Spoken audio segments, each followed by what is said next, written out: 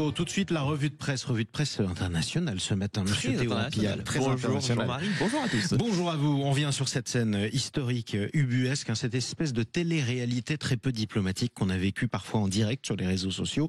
L'échange très tendu entre Donald Trump et Volodymyr Zelensky à la Maison-Blanche sous les yeux ébahis du monde entier. Confrontation qui fait la une de la presse internationale ce matin. Et oui, au Royaume-Uni, The Guardian titre « Vous jouez avec la Troisième Guerre mondiale », reprenant les propos de Donald Trump. En Allemagne, Der Spiegel évoque un gouffre diplomatique. Quant au New York Times, il analyse l'affrontement entre Trump et Zelensky comme le signe d'une rupture d'alliance. Alors, un point commun à toutes ces une image marquante, celle de Donald Trump et Volodymyr Zelensky côte à côte dans le bureau ovale, échangeant avec véhémence. En France, l'ancien président François Hollande s'est exprimé ce matin dans Le Monde et ne mâche pas ses mots envers le président américain. Il dit Donald Trump n'est plus notre allié. Pour lui, le mandat de Trump marque une rupture profonde, ajoutant « L'offensive de Trump n'est pas seulement économique, elle est aussi idéologique et impériale ». Alors, est-ce que les Américains sont encore des alliés pour l'Europe? C'est la question qu'on vous pose sur le Twitter de Sud Radio. Continuez à voter, puis appelez-nous 0826 300 300. Autre sujet dans l'actualité, c'est le Premier ministre François Bayrou et la réforme des retraites.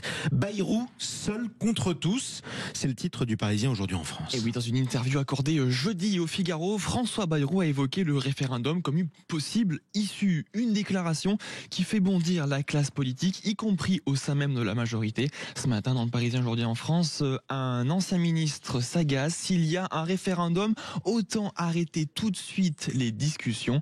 De son côté, le sénateur PS Rachid Temal critique l'évolution du débat. Au début, le gouvernement ne devait pas aggraver le déficit. Maintenant, ils doivent le combler. À partir de là, on ne s'interdit rien, y compris la censure. Même son de cloche du côté d'Emmanuel Grégoire, porte-parole des députés socialistes. Bayrou veut mettre sous pression les partenaires sociaux. Alors pour la CGT, un référendum n'aurait pas de sens. Il n'aurait de sens que si il posait clairement la question, êtes-vous pour ou contre la réforme des retraites 2023? Faut-il l'annuler? Souligne Denis Gravouille, secrétaire confédéral du syndicat, avant d'ajouter, si c'est pour proposer par exemple un abaissement de l'âge de départ à 63 ans au lieu de 64, ce serait évidemment une entourloupe. Bon, mais on n'en sortira jamais de ce débat sur les retraites, c'est incroyable. Je sais pas combien, tiens, vous avez quel âge, Théo? 25 ans. Et combien de réformes des retraites vous avez vécu? 3, 4. Oui, 3 ou 4. Bon, ben voilà, on verra jusqu'à combien on va. Et on verra à quel âge on partira. On termine par l'avenir pour le chantier de l'A69. Quel avenir pour ce chantier dans le Tarn? C'est la question que se pose le Figaro ce matin. L'État et le concessionnaire Atosca vont déposer une demande de sursis à exécution du jugement. Maître Arnaud Gossement, avocat spécialisé en droit de l'environnement, explique si ce sursis est accordé, l'autorisation renaît et les travaux pourront reprendre. Dans le cas contraire, le ministère de la Transition écologique affirme dans un communiqué, l'État engagera toutes les voies de recours permettant la reprise du projet dans les meilleurs délais possibles et dans le respect de la réglementation. Alors parmi les ouvriers impactés par cet arrêt brutal, il y a le témoignage ce matin dans la dépêche du midi de Julien, 38 ans, conducteur d'engin sur le chantier.